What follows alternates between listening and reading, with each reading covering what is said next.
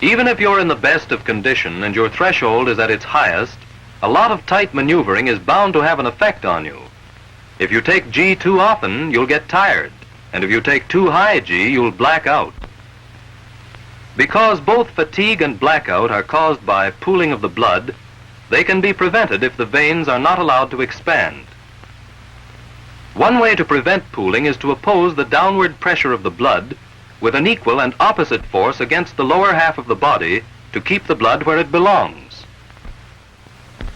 An anti-blackout suit designed on this principle has been made for you. Air pressures inside this non-stretchable covering are automatically applied to places on the lower part of the body when G is on, squeezing the veins partly shut and so preventing pooling of blood in them. A lot of rubber sacks or bladders, which fit around the legs and thighs, provide the pressures when they are filled with air. There are 8 of them on each leg. If a pressure gradient is built up in this way, going from a given pressure on the thighs to higher ones on calves, abdomen, and ankles, blood cannot collect in the lower part of the body and blackout will be prevented. The bladders are connected to the source of air pressure by 3 rubber tubes running along the outside of the suit in zipped-up channels. Each tube is connected to several bladders at different levels, so that air, under various degrees of pressure, can be supplied to the right places at the right time.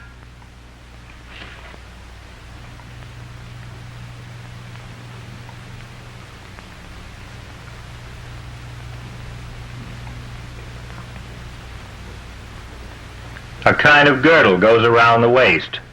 It not only will give you a good figure if you need it, but the after part is reinforced like a motorcycle belt and will keep your back from getting tired. There's another bladder in front to prevent pooling in the abdomen.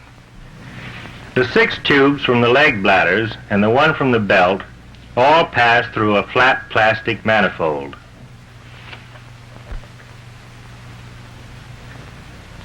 This manifold fits in the small of the back, and you never know it's there.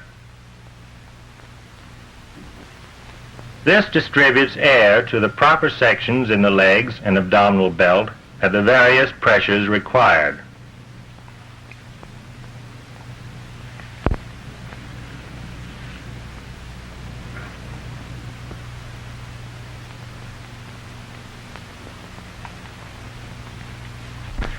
All these tubes are connected to an air inlet plug which comes out of the side of the suit.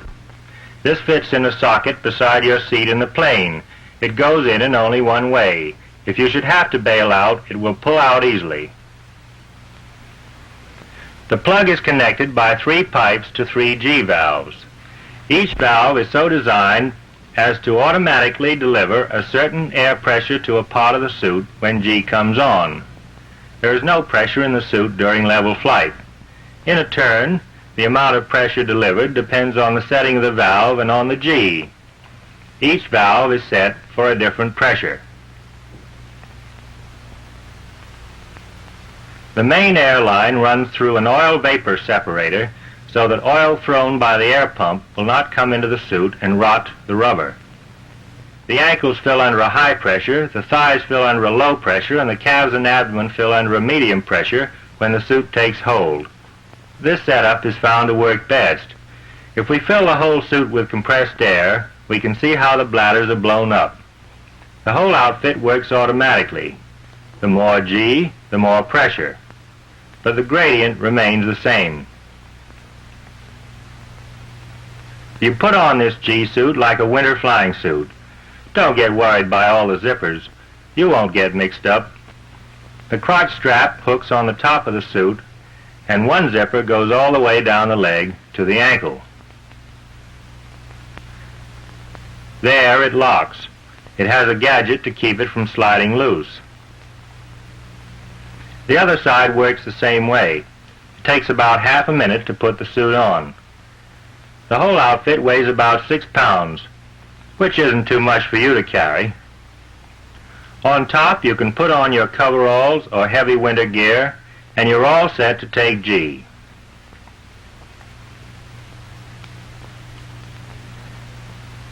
It's not uncomfortable, is it? Look at the doc's figure now. Let's see how it works. First, we'll take this pilot for a run in the whirligig and find out what his blackout threshold is. He's going to take 6G for 5 seconds. Look at him being pulled down, the old heavyweight. Can he do it? No. Out like a light. Didn't expect that, did you? Come on, old man, wake up. You having a nice dream? His true blackout threshold is 5G or less. Now we'll try the suit. The G valves are mounted in a single unit behind the seat, and the pump has been installed. The plug fits into a socket in this unit. G valve number 1 supplies the high pressure for the lower leg. G valve number 2 supplies the medium pressure for the calf and for the abdomen. And number 3, the low pressure for the thighs. With the suit on, the story's different. We'll take him up to 8.5 G for 5 seconds. There he goes. Look at him pull down. See how his face sags. But now he's perfectly conscious. He still seems to get 30 years older in a few seconds, but he doesn't even gray out. The suit is protected against G.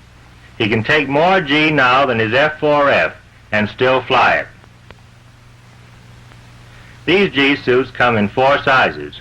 When a suit is issued to you, it must be adapted to your individual shape so that it will fit you and you alone. Once properly fitted, the suit is yours and needs no further change. The correct fitting is therefore very important. Start with the belt.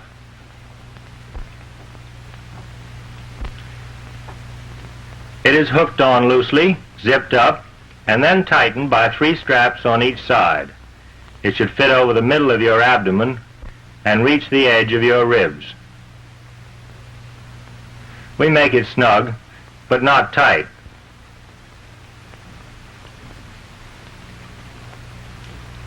We then zip the suit on with all the lacings loose so that we can make the suit fit you more or less permanently. This is necessary because if the suit is too loose, it will take too much air to fill it, and it won't squeeze your legs equally all around when G comes on.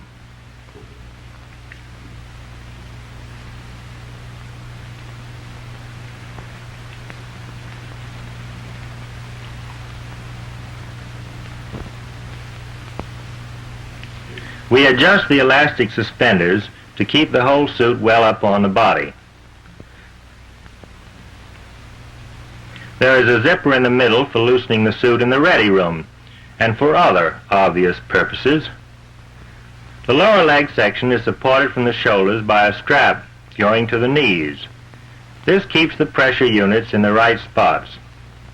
It should be fairly tight, but ought not to bind your shoulders. Then we lace up the different sections. First, the lacings along the side are tightened. After they are tied in a square knot, what isn't needed is cut off, because this is your personal suit. The thighs are adjusted by lacings to make them fit snugly, but not so tightly as to be uncomfortable. When fitted properly, we make a permanent job of it and cut off what's left.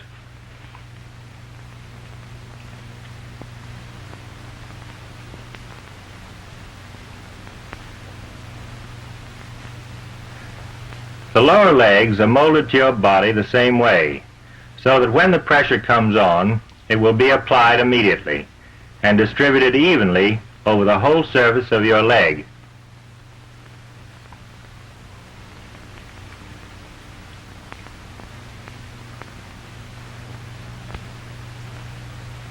The correct and comfortable fitting of this section takes some care, because the pressures are highest here.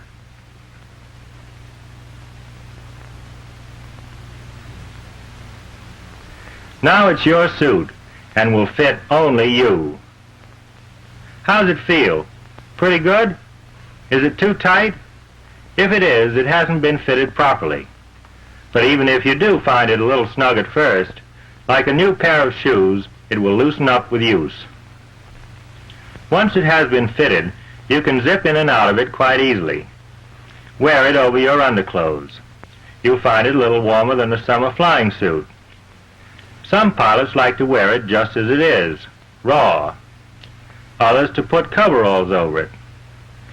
But whatever you do, take care of your suit. It has been issued to you for your personal use. Hang it up carefully when you take it off. Don't let the rubber deteriorate. Try to keep it dry. If it gets a puncture, you won't be as well protected. When it gets dirty, your suit can be easily cleaned. You can take it apart and remove the 16 rubber bladders in the legs and the one from the abdominal belt in a single unit. The bladders slip out quite easily through the holes where the tubes are connected. You then take the whole thing apart, removing the manifold, tubes, and bladders all in one piece, and get the outer covering cleaned. The suit will protect you up to about 7G, possibly to 8. But above these levels, you may still black out. The suit raises your threshold by several G. What is equally important, it lessens the fatigue which often follows exposure to moderate G in long gunnery passes. Even if your blackout point is high, you will find that the suit keeps you from being so tired after your flight. When you're wearing the suit, don't forget that although you are protected, your plane isn't. The fact that you have a suit on doesn't change the plane's loading limit. Although fighters and dive bombers are designed to stand fairly high loadings of positive G, you may be tempted to exceed their limits if you are protected by the suit. Fighter planes, F-4Fs and F-4Us, will take 7 to 8 G without difficulty. Dive bombers are designed to stand 9 G. You ought to know by this time that your suit will give you an advantage over the fellow who hasn't got one. You know that the tighter and faster you turn, the more G is produced. Therefore, you can turn tighter and faster with the suit on because you can take more G. A blacked out pilot is no good to anybody, least of all to himself. Know your own threshold and know your plane's threshold. Without the suit, the plane has the edge on you. With the suit, you have the edge on the plane.